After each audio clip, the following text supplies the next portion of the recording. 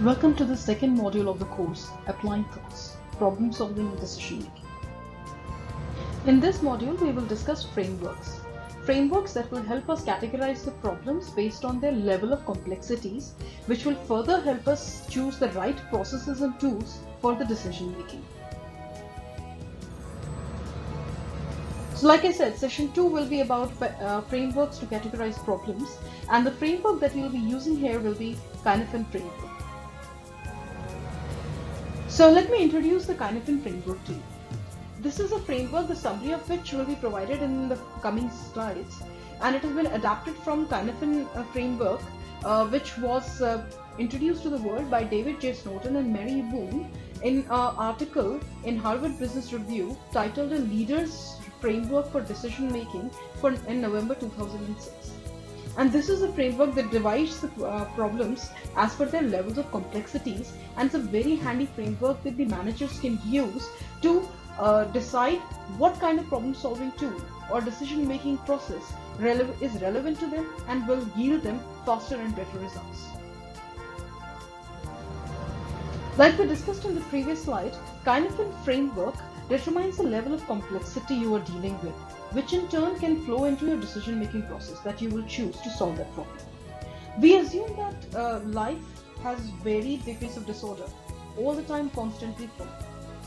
Something or the other is always happening, and there are various levels of complexities, and these levels of complexities are further divided into 4 categories in this Cynefin framework. It is simple, complicated, complex, and chaotic. Now let's look at each one of them in detail. Simple. Now simple is something where cause and effect is very clear, relationship is extremely direct, there is one right answer, and these are the kind of problems we resolve through the standard operating procedures, where it's absolutely clear that exactly what has caused the problem and what is the set procedure to resolve that problem. So in brief, I can say it's easily knowable, and you will have, in most of the cases, a best practice. For example, let's think of a table lamp. If you turn the switch and it doesn't work, I'm pretty sure you know that all the things you need to know to troubleshoot it. So you'll check if the lamp is plugged in, you'll check if there's power, do you need to change the bulb. So sense that the light doesn't work, then you categorize the problem as power supply or bulb. And finally you respond by either changing the bulb or plugging in the lamp or changing the switch, figuring something out which will be based on the category in which you would have put this problem. So these are very simple problems. In business scenarios also, in our day-to-day regular decisions, when a certain problem happens, there are certain set operating procedures of how to deal with it, and these are the problems that get into the simple category.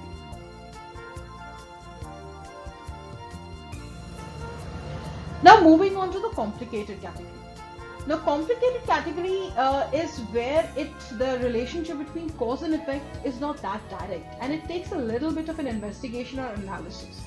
You may have more than one right answer, right? So there is not simple, but it's still knowable. The cause and effect are somehow related. You may have to dig a little deeper, and there are some established good practices. For example, if I can give you a very simple example for a daily routine, let's say think about my computer for a while. While I'm working on the computer, I'm not really aware of what goes inside of this computer. So if unfortunately something breaks in or it's not working as properly as I would want it to, or I'm facing some trouble, I can always call an expert. There will be a lot of experts who know how to deal with it. I can take their advice, I can give my system to them, they can look into it and they can fix it for me. And this can be done as many times as I need based on how much budget I have. Now, these kinds of problems which are not very simple, where the direct cause and effect is visible, but you may need some expert advice.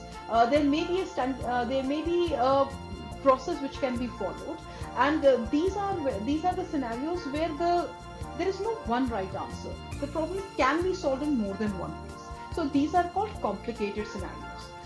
Another example that I can give you, for example, is let's say if a client has raised a complaint that the parcel or the delivery was late.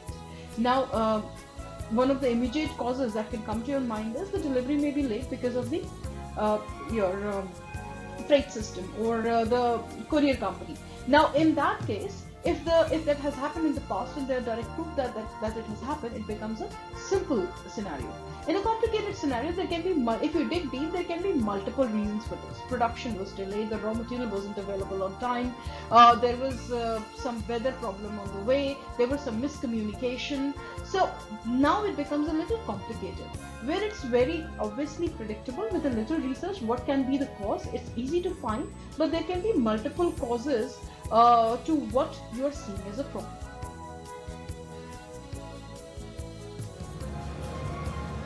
So the next what we have is complex. Now complex problems have a higher level of complexity than complicated. Now this is where many interacting factors change and predictable conditions appear. Now your cause and effect is actually continuously changing. In fact, there is a possibility that the cause can be something very indirect. It may be happening somewhere in the other part of your organization and you may not even be aware of it. So many times there are many interdependencies in many unpredictable circumstances. So you may not even be aware of what is exactly causing this particular problem. And this requires digging deep. This requires a lot of innovative thinking, creativity, and scenario development. An example that I can provide out here is that of, let's say, reopening your company after the lockdown with the fear of infection still looming around. So many rules and stipulation around social distancing, how many employees can you actually invite, how much production you need to cover, start and cover up. So safety of the employees and the production both need to be balanced, right? And there is no easy or direct answer to this. So there will be a lot of intertwined cause and effect relationships, a lot of things which will be unpredictable, which you will see as and when the scenario unfolds, and a lot of things where you will have to create and identify relationships between things which might be very distant. So this is where we have emergent practices. Now we come to the last, the chaotic. Now chaotic is where it's unpredictable. The cause and effect is maybe irrelevant, right? We're talking about crisis management here. Neither is it knowable exactly when it's going to come and hit us, nor is it predictable, nor is the effect directly relevant to the problem that we are facing. For example, so there are novel practices, something new has to totally come out, and usually how chaotic situations are dealt with is that people try to keep on trying different things and figuring what happens, because there is no possibility or way of correlating the cause and effect. For instance, COVID-19 pandemic. This is a chaotic scenario. If you shut down, economy suffers. If you open the market, people suffer. There is no medical support available, or let's say there is no treatment available for this. The medical support or the medical infrastructure is very limited. So we have to, and it's an extremely highly infectious disease, so it will have other side effects as well. So, and people are not even, and doctors are not even aware of exactly what is the impact and how can it impact the human body, what kind of responses and reactions it can bring. So here we are dealing with a scenario where the cause and the effect are not relevant, where multiple problems are being dealt with, and there is no one right answer, and everyone is trying to figure the way out. Now in chaotic scenarios or the crisis management, once this is over, you can go back to your complex and complicated problem solving, but till the time you are in crisis, in a chaotic situation, you have to deal with things as and when they are emerging on day-to-day, sometimes on hourly basis. And as you can see on the screen, you will have novel practices. How to resolve this problem doesn't really exist. There is nothing that you can follow as a set pattern, because this is something totally new. Another examples can be the Vizag LG polymer gas leak that happened recently, or maybe the 26/11 terrorist attack in Mumbai. So these are certain things for which you cannot stay prepared, because they come unannounced and they are absolutely unpredictable. Now, while these four are have their own set patterns and formats to follow based on their level of complexities, there are also certain dangers that we need to understand, and certain characteristics that we need to understand for each of these four. So let's start with the simple problem.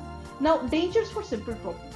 Uh, the first thing is there can be blind spots. We can mistake symptoms for a cause. The symptom may look so obvious. Of course, it will be happening. Of course, the product got delayed or the delivery got delayed because of the logistics. Because last time, 2 times also we had a similar problem. So we take the things on the face value without really doing much research. So that's doing much research. So these blind spots can be a real danger. The other can be the conditions can change, which shift it into a new territory.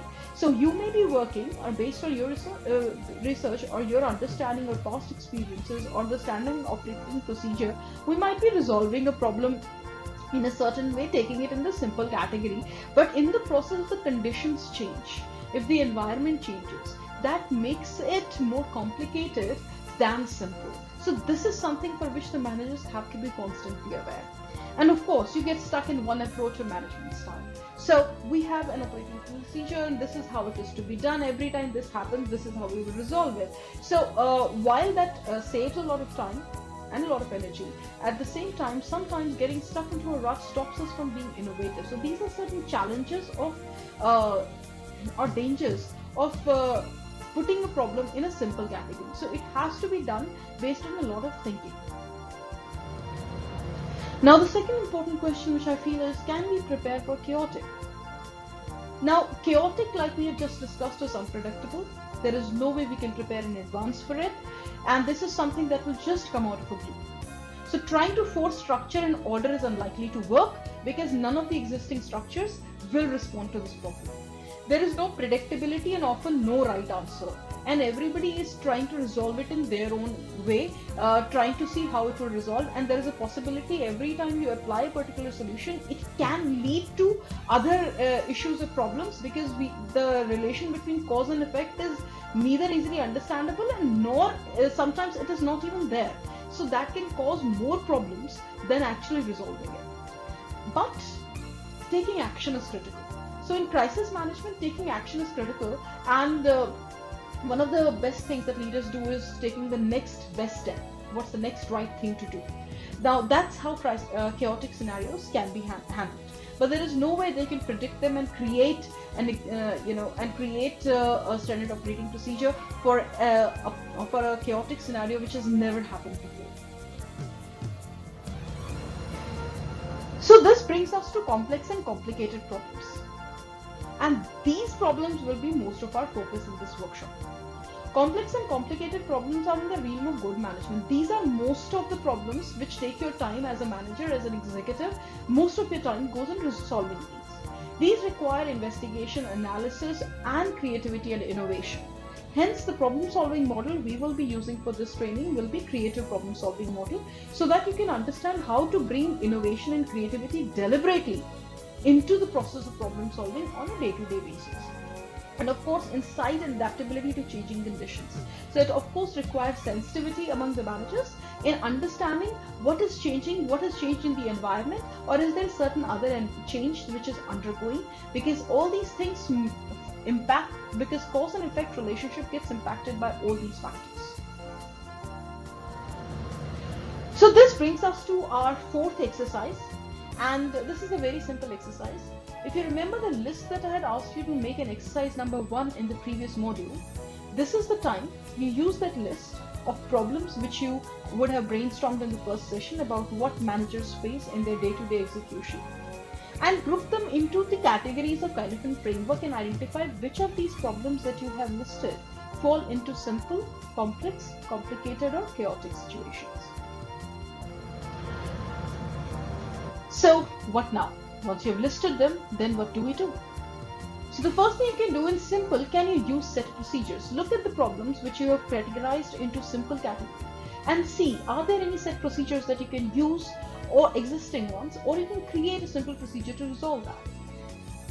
For the problems which will get into the chaotic scenarios, just do something, but you can't really prepare for them. Taking action or doing the most sensible thing, the best next right thing to do is the best thing to do in this situation. And for complex and complicated, there is a 4-step approach for creative problem solving, which we will be doing in this course starting module 3. There is a case study titled The Thrust Shoes given in the document titled The Module Wise Exercises, which you would have received along with your handbook for this training. Please go through this case study in detail, read it very carefully. We'll be using this case study and applying all the tools that we will learn throughout this course to this case study to resolve the problem mentioned in there. So I'll request you again to, before moving on to your next module, go through this case study in detail. And of course, the quiz at the end of this module. The link to the quiz will be given in the description of this video. Please click on this link and complete the quiz. It's a very short quiz, and if you find that there is any area or domain that you need more clarity or practice on, please go back to this video, review that area, and once you are confident and clear that you've understood the entire 4 domains of Kinefin framework, then move on to the next module, module number 3.